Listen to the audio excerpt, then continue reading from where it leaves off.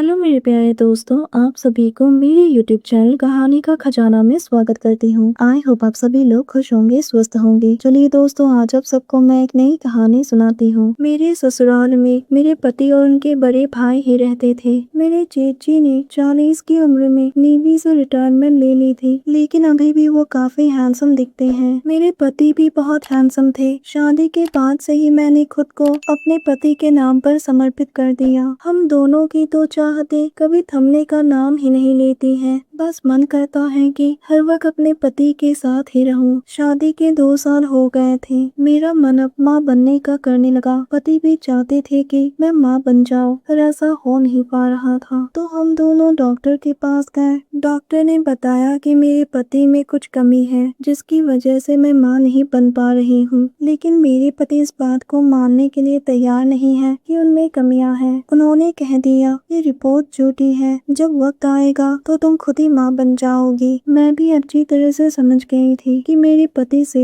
अभी हो नहीं पाएगा, इसलिए माँ बनने की ख्वाहिश मुझे मन ही मन परेशान करने लगी। मैं उदास रहने लगी। मेरी माँ बनने की तरफ इतनी तेज थी कि घर का कुछ भी काम मैं ढंग से नहीं कर पाती थी। जेठी को भी ये बात पता चल गई और वो भी परेशान होने लगे कि अब इस घर का वारिस कौन होगा, आगे जाकर कौन इस परिवार को संभालेगा। मैं एक दिन रसोई में खाना बना रही थी और टेंशन की वजह से मेरे हाथ से सरसों का तेल गिर गया और मैं अचानक से उसी तेल में फिसल कर गिर गई और जोर जोर से चिल्लाई। मेरी चेची मेरी आवाज सुनते ही भागकर रसोई में आई और बोले, क्या हुआ तुम्हें, तुम कैसे गिर गई? मैंने कहा, चेची उठने में मेरी थोड़ी मदद कर दीजिए। वो भी उसी तेल में फिसलकर मेरे ऊपर गिर गए, जिससे उनका पूरा पजामा ही खराब हो गया। दोस्तों, चैनल पर पहली बार आए हैं तो इस वीडियो को लाइक शेयर और सब्सक्राइब करें और एक प्यारा सा कमेंट जरूर कर दें। जीजी जैसे तैसे करके उठे और उन्होंने मेरे कमर पर हाथ डालकर मुझे उठाया। मैंने कहा, मुझे कमरे तक लेकर जाओ। वो मेरी बात सुनकर थोड़ा घबरा गए और धीरे से मुझे अपने गोद में उठाकर कमरे में ले गया। उनके छूते ही मेरे पूरे शरीर में करंट से दौड़ गए। मैंने अपने दोनों हाथ उनके कंधे पर रख दिया और उनकी आंखों में देखने लगे। जीजी के चेहरे पर एक हल्की सी मुस्कान आ गई।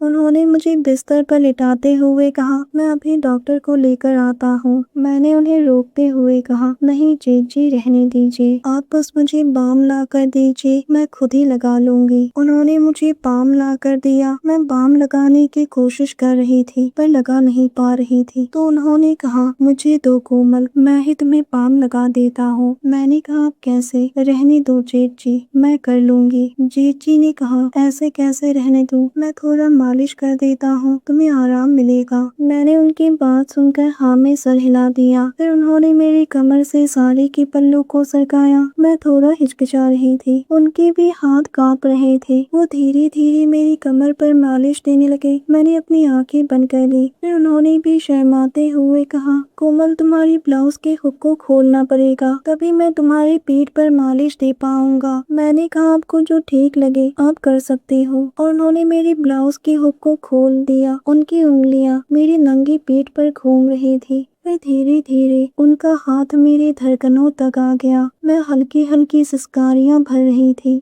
जीजी अपनी चाहत को छुपा नहीं पा रहे थे। मैं उनकी तरफ देखने लगी। मैं भी अपने आप को रोक नहीं पा रही थी। कब और कैसे जीजी अपने हद से आगे बढ़ गए, मुझे पता ही नहीं चला। मैं भी अपनी मर्यादा भूलकर उनका साथ देने लगी। उनकी जुनूनी अंदाज को देखकर मेरी चीखें निकल गई। मुझे एक अलग और ताजगी भरी सुकून महसूस होने लगी। जीजी के इस कदम ने कहीं ना कहीं मेरी माँ बनने की ख्वाहिश को पूरा कर दिया। अब बहुत ही जल्द हमारे घर में किलकारियां गूंजने वाली हैं। अनजाने में हुई उस घटना ने हमारे घर को खुशियों से भर दिया। दोस्तों, आप सबने अपना कीमती समय निकालकर इस वीडियो को सुना, इसके लिए आप सभी को धन्यवाद करती हूँ। धन्यवाद दोस्तों।